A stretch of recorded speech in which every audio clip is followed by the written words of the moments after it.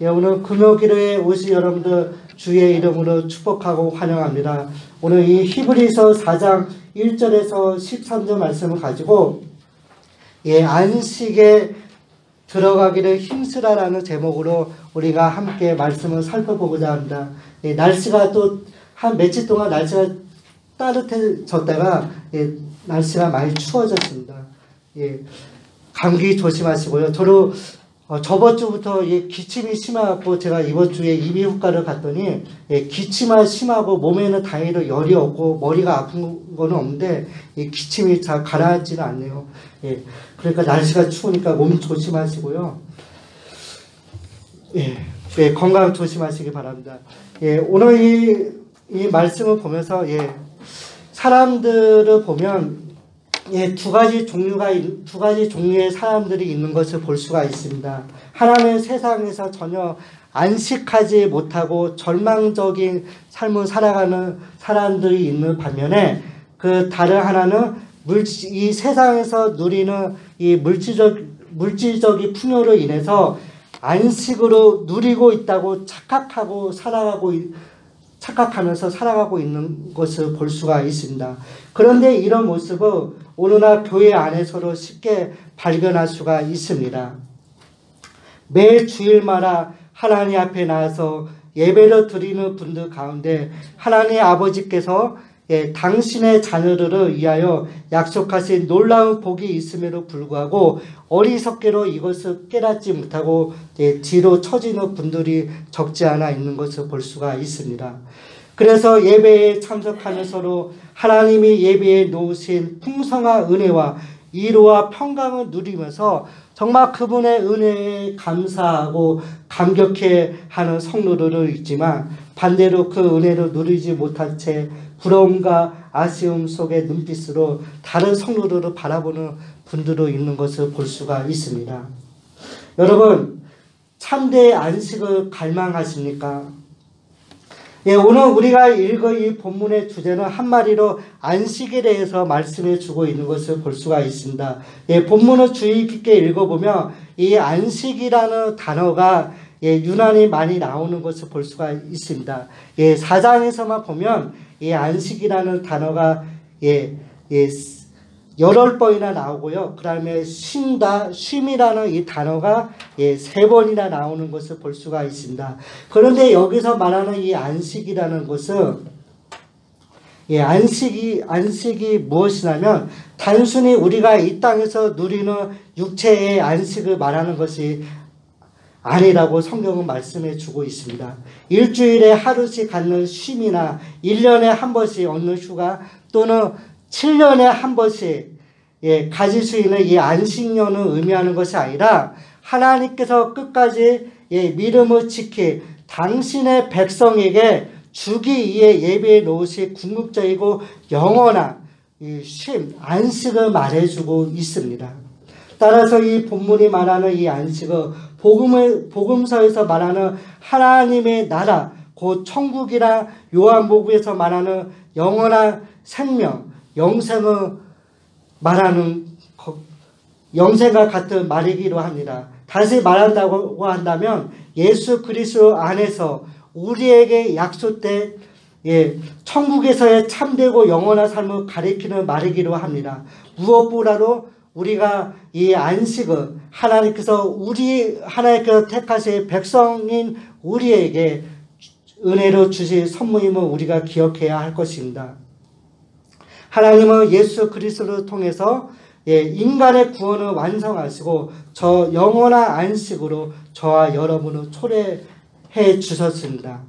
무엇보다도 이 히브리서가 기록된 당시 많은 유대인 그리스도인들은 하나님이 주시는 이 안식을 갈망하고 있었습니다. 왜냐하면 그들은 단지 예수 그리스도를 믿는다는 그 이유로 말미암아 예, 유대인 공동체로부터 추방을 당했고 예, 생업도 뺏기면서 사람들로부터 조롱과 멸시를 받은 것을 볼 수가 있습니다. 이런 고난의 삶이 1, 2년이 아니라 예, 잠깐 있다가 끝나는 것이 아니라 예, 앞으로 몇 년이나 더 이런 고난의 삶을 살아야 할지 예측할 수 없는 절망적인 상황이었기 때문에 하나님이 주시는 그 안식을 그들이 너무나도 갈급하게 찾던 것이기로 합니다. 그런데 오늘 이 본문은 이렇게 박해당하는 그들에게 하나님이 주신 이 안식이 이미 있다고 선포하고 있습니다. 아까 전에 우리가 3절과 4절 말씀을 읽지 않았습니까? 하나님이 주시는 그 안식은 처음부터 존재하고 있었습니다.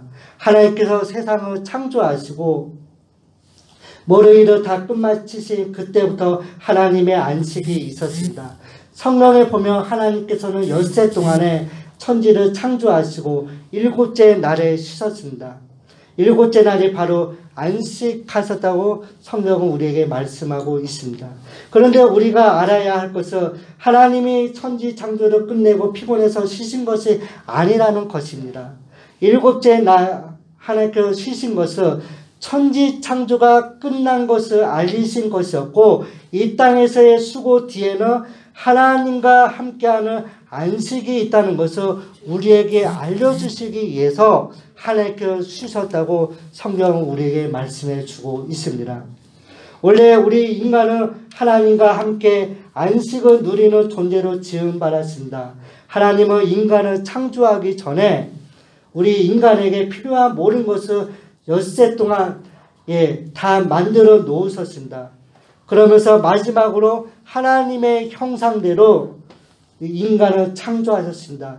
그렇기 때문에 인간에게는 안식일이 첫날이었습니다. 인간은 일부터 시작하는 것이 아니라 안식으로 시작하는 존재라는 것을 보여주고 있습니다. 하나님과 함께 안식을 누리는 복을 받을 존재가 바로 인간이라는 것을 우리가 기억해야 할 것입니다. 그러나 인간들이 죄를 범하고 난 이후에 하나님의 저주를 받아 평생 땀을 흘리고 수고하여야 겨우 살 수 있게 되었습니다. 땅도 저주를 받아 가시덤불과 엉겅퀴를 내었고 흙으로 돌아갈 때까지 인간은 땀을 흘려야 먹을 것을 먹고 살아가는 것을 볼 수가 있습니다. 한마디로 인간의 범죄로 말미암아 안식을 잃어버린 존재가 된 것을 볼 수가 있습니다. 그러나 하나님은 그런 저주받은 우리 인간에게 손길을 내밀어 주셨습니다. 우리를 내버려 주지 아니하고 우리에게 다가와서 우리의 손을 잡아 주셨습니다. 구원의 길, 안식의 길을 열어주셨다는 것입니다. 우리가 그 하나님을 믿고 그분의 말씀에 순종하면 다시 하나님의 안식으로 들어갈 수 있도록 우리에게 은혜를 베풀어 주셨다고 성경은 우리에게 말씀해 주고 있습니다. 이것을 위해서 예수님은 이 땅에 오셨고 이 땅에서 우리 대신 모든 저주를 받으시고 우리 대신 하나님의 모든 심판을 받으셨습니다. 그로 말미암아 우리는 원수대 우리는 하나님과 화평을 누리게 되었고 안식의 길로 들어가게 된 것을 볼 수가 있습니다. 그러므로 예수 그리스도로 말미암아 저주가 없어지고 하나님의 안식을 누릴 수 있게 되었습니다. 죄의 짐과 우리의 인생에 임한 저주, 마음의 고통에서 우리가 자유로워진 것을 보게 됩니다. 예수님 안에는 안식이 있기 때문입니다. 예수님께서 우리에게 이렇게 말씀하고 있지 않습니까? 수고하고 무거운 짐진 자다 다 내게로 오라 내가 너희를 쉬게 하리라 하면서 너희 마음이 심을 어려이니 이는 내 멍에는 쉬고 내 짐은 가벼움이라 라고 예수님께서 이렇게 말씀하셨습니다. 그러면서 요한계시록 14장에 보면 또 우리 성도들에게 이렇게 말씀하고 있습니다.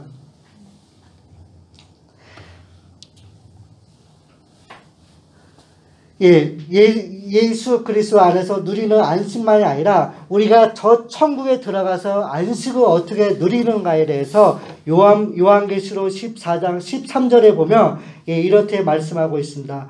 또 내가 들으니 하늘에서 음성이 나서 이르되 기록하라. 지금 이후로 주 안에서 죽는 자를 복이 있더라 하시매 성령이 이르시되 그러하라. 그들이 이 수고를 그치고 쉬리니 이는 그들의 행하일이 따름이라 하시더라. 여러분, 주님 다시 오실 그날이 되면 악한 마귀를 따르는 모든 자녀를 저 지옥에 떨어져서 밤낮 쉼을 얻지 못하게 될 것이지만 예수 그리스도를 믿음으로 구주로 믿고 주 안에서 죽은 자녀를 영원한 하나님의 안식에 들어가서 모든 수고를 그치고 쉼을 얻게 될 것이라고 성경은 우리에게 말씀해 주고 있습니다. 그래서 본문 10절에서도 이렇게 말씀하고 있지 않습니까? 이미 그의 안식에 들어가 자는 하나님이 자기의 일을 쉬심과 같이 그로 자기의 일을 쉰다고 우리에게 말씀하고 있습니다. 그러니 이 히브리서는 이 놀라운 천국의 축복, 놀라운 안식을 포기하고 예수님을 떠나는 사람들이 생겼다고 말씀하고 있습니다. 도대체 이 어떤 사람이 이런 바보 같은 짓을 한다고 하고 있습니까? 유대 그리스도인들 중에서 그런 사람들이 있는 것을 볼 수가 있습니다.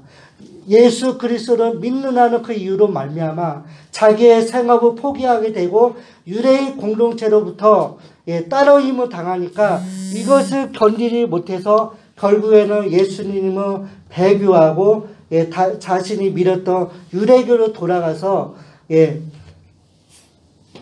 자기의 원래의 삶으로 돌아간 사람들이 있는 것을 볼 수가 있습니다. 이르러 천국의 안식 말고 이 세상에서나 더 이상 고생하지 않게 해달라는 사람들이었습니다.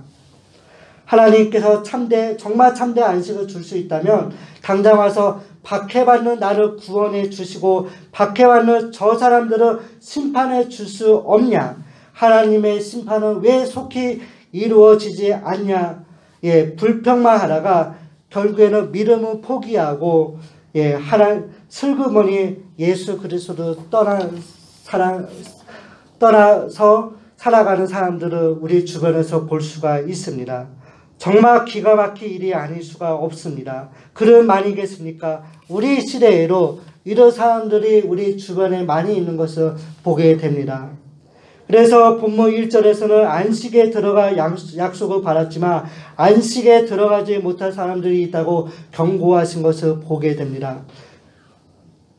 제가 1절 말씀을 제가 읽어드리겠습니다. 그러므로 우리는 두려워할지니 그의 안식에 들어가 약속이 남아 있을지라도 너희 중에는 혹 이르지 못할 자가 있을까 함이라. 여기에 보면 안식에 들어가 약속이 남아 있을지라도 너희 중에 혹 이르지 못할 자가 있을까 함이라고 말씀하고 있는데 사실 이 말씀은 과거에 출애굽을 경험한 이스라엘 백성들을 빗대어 하는 말씀이기도 합니다. 히브리서 기자는 시편 95편 이 말씀을 인용하면서 이스라엘 백성들이 광야에서 어떻게 생활을 하였고 결국 가나안 땅에 들어가지 못하고 그들이 가나안 땅을 바라보고 광야에서 죽었다고 기록한 것을 볼 수가 있습니다. 우리가 알다시피 이스라엘 백성들은 하나님의 은혜로 애굽에서 해방받았습니다. 그들이 몇 년 동안 노예 생활을 했습니까? 430년 내지 430년 넘게 애굽에서 정말 인간다운 대접을 받지 못하고 정말 노예로 추하게 살아간 것을 볼 수가 있습니다. 그러나 그들은 하나님의 은혜로 하나님께서 지도자 모세를 세우시고 그러하여금 이스라엘 애굽 땅에서 그들을 구원해 주셨습니다. 그러면서 젖과 꿀이 흐르는 이 가나안 땅은 너희에게 기업으로 주겠다고 그들의 조상 아브라함 때부터 계속 약속을 하셨고 이들에게로 기적과 이적을 보여주셨건만 그들은 하나님의 그 은혜를 잊어버리고 패역한 마음을 갖고 제멋대로 살아간 것을 우리가 볼 수가 있습니다. 그러나 결국 그들의 삶은 어떠했습니까? 그들은 하나님의 약속을 받게 했지만 여호수아와 갈렙을 제외한 출애굽을 탈출한 제1세대들은 광야 땅에서 다 죽었고 그들의 후손인 제2세대들과 여호수아와 갈렙만이 하나님께서 약속하신 젖과 꿀이 흐르는 가나안 땅으로 들어간 것을 볼 수가 있습니다. 그들이 왜 못 들어갔습니까? 하나님의 말씀을 믿지 못하고 하나님을 시험하다가 하나님의 진노를 일으켰기 때문입니다. 결국 그들은 광야에서 다 죽었다고 성경 기자는 말씀해 주고 있습니다. 이런 상황은 2절에서도 이렇게 잘 설명하고 있습니다. 그들과 같이 우리로 복음 전하면 바른 자이나 들은 바 그 말씀이 그에게 유익하지 못한 것을 듣는 자가 믿음과 결부시키지 아니함이라 라고 말씀하고 있습니다. 안식에 관한 복음을 듣기는 했지만 그 말씀을 믿지 않았기 때문에 결국 그 말씀을 믿었다고 하면 그 믿은 것을 우리의 삶 속에서 결부시켜야 하지만 결국에는 그것을 결부시키지 않냐고 하나님의 말씀을 의심하고 제 멋대로 악을 행하면서 살았다고 성경 기자는 말씀하고 있습니다. 그렇기 때문에 결국 그에게는 아무 유익이 없었고 단지 광야에서 겪는 현실이 어렵다고 하나님께서 약속하신 것을 잃어버린 것을 볼 수가 있습니다. 하나님께서 그에게 약속하신 그 안식의 약속을 내동댕이 쳐버린 것을 보게 됩니다. 이들이 늘 항상 힘들 때 어떻게 고백했습니까? 하나님, 우리를 구원했어요. 하나님께 간절히 기도한 것이 아니라 늘 입술로 범죄했습니다. 아, 힘들다, 목마르다, 오늘은 물이 없어요 하면서 하나님께 대른 것을 볼 수가 있습니다. 오늘은 고기가 먹고 싶어요. 우리가 차라리 애굽에 그냥 있었으면 좋았을 뻔했는데 하나님 왜 우리를 저 죽을 땅으로 우리를 인도해 주셨습니까? 하면서 그들을 입술로 범죄한 것을 보게 됩니다. 괜히 불러내어 고생만 시키나 차라리 죽는 것이 낫겠다. 애굽으로 돌아가자. 결국 불평하다가 이들이 어떻게 되었습니까? 광야에서 다 죽은 것을 볼 수가 있습니다. 그래서 본문 3절을 이렇게 말씀하고 있습니다. 이미 믿는 우리들은 저 안식에 들어가느더라. 그가 말씀하신 바와 같이 내가 노하여 맹세한 바와 같이 그들이 내 안식에 들어오지 못하리라 하셨다 하였으나 사람이 믿고 순종해야 하지만 하나님께 우리에게 무엇을 약속을 하셨다고 하면 정말 당장 이루어지지 않지만 그 하나님의 약속을 굳게 믿고 우리가 우리의 삶 속에서 결부를 시켜야 하지만 그렇지 않고 살아갈 때가 많습니다. 이들이 안식에 들어가지 못한다는 것은 사실 하나님께서 세상을 창조하실 때부터 이미 정해진 일이라는 것입니다. 그러므로 이스라엘 자손들이 안식에 들어가지 못한 것을 그들이 믿지 않았기 때문이지 결코 하나님의 안식이 폐지되었기 때문이 아닌 것을 성경은 우리에게 말씀해 주고 있습니다. 그런데 우리가 본문을 읽으면서 우리가 6절과 7절을 좀 눈여겨서 살펴볼 필요가 있습니다.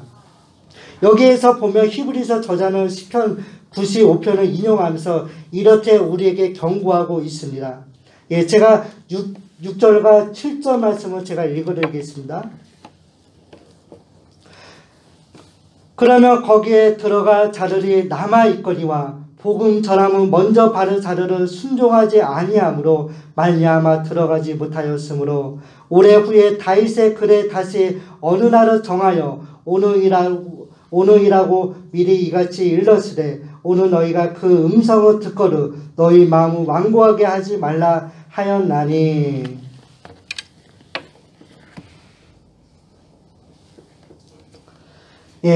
여기서 특히 우리가 여기서 주목할 말씀은 오늘이라는 단어입니다. 다윗의 시편 95편에서 출애굽한 이스라엘 자손들이 가나안에 들어가지 못한 것을 예로 들면서 오늘 너희가 그의 음성을 듣거든 너희 마음을 완악하게 하지 말지어라 라고 경고하고 있는 것은 지금 현재 우리의 믿음이 중요하다는 것을 말하고 있는 것입니다. 우리가 알고 있는 것처럼 여호수아는 이스라엘 자손들을 가나안 땅으로 인도했습니다. 요단강을 건넜고 여리고 성을 무너뜨리고 가나안 땅을 정복했습니다. 그리고 그 땅의 전쟁이 끝났다고 성경은 말씀해 주고 있습니다. 그러나 여호수아는 그들에게 물리적인 가나안 땅을 분배해 주었지만 영원한 안식을 주지 못했습니다. 만약 그랬다면 후레의 사람인 다윗이 오늘 너희 마음을 완악하게 하지 말라고 말할 필요가 없었을 것입니다. 그래서 본문 8절과 9절에서는 만일 여호수아가 그들에게 안식을 주었더라면 그 후에 다른 날은 말씀하지 아니하였으리라. 그런즉 안식할 때가 하나님의 백성에게 남아있더라라고 말하고 있습니다. 그렇다면 분명합니다. 우리는 이미 예수님을 믿고 구원을 받았습니다. 예수 그리스도 안에 있는 안식을 우리는 맛보았습니다. 그러나 이 땅에서 우리가 얻은 안식은 아직 완성된 것이 아닙니다. 오늘을 살아가는 저와 여러분에게 천국에서 누릴 영원한 안식이 남아있습니다. 이미 우리는 예수 그리스도 안에서 구원을 받았지만 저 영원한 안식은 아직 약속으로 남아있는 것입니다. 마치 광야에 있는 이스라엘 자손들과 같습니다. 그래서 히브리서 기자는 본문 11절에서 이렇게 말씀하고 있습니다. 그러므로 우리가 저 안식에 들어가기를 힘쓸지니 이는 누구든지 저 순종하지 아니하는 본에 빠지지 않게 하려 함이라. 여기서 이 본문은 우리가 저 안식에 들어가기를 힘쓰라고 우리에게 말씀하고 있습니다. 그러면서 이스라엘 자손들이 광야에서 순종하지 않았던 그 본에 빠지지 말라고 우리에게 경고하고 있습니다. 자, 그렇다면 우리가 저 영원한 안식에 들어가기 위해서 우리가 힘써야 할 것이 무엇이겠습니까? 저 순종하지 아니하는 본에 빠지지 않도록 우리가 꼭 붙잡아야 할 것이 무엇이겠습니까? 예, 우리가 항상 우리의 구주이시며 우리의 인도자가 됐으면 예수 그리스도를 항상 붙잡아야 합니다.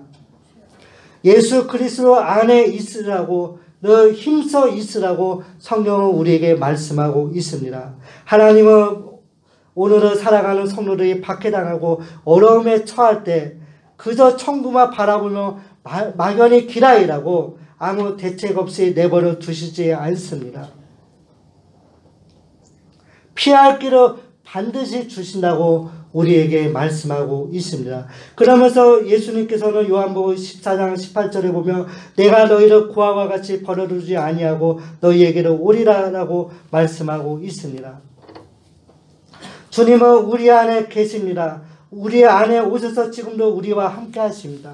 우리가 어떠한 상황에 있든지 우리의 상황으로 인해서 어려워하지 말고 좌절하지 말고 오직 우리와 함께 하실 그 주님만을 바라보면서 우리가 살아가야 할 것입니다.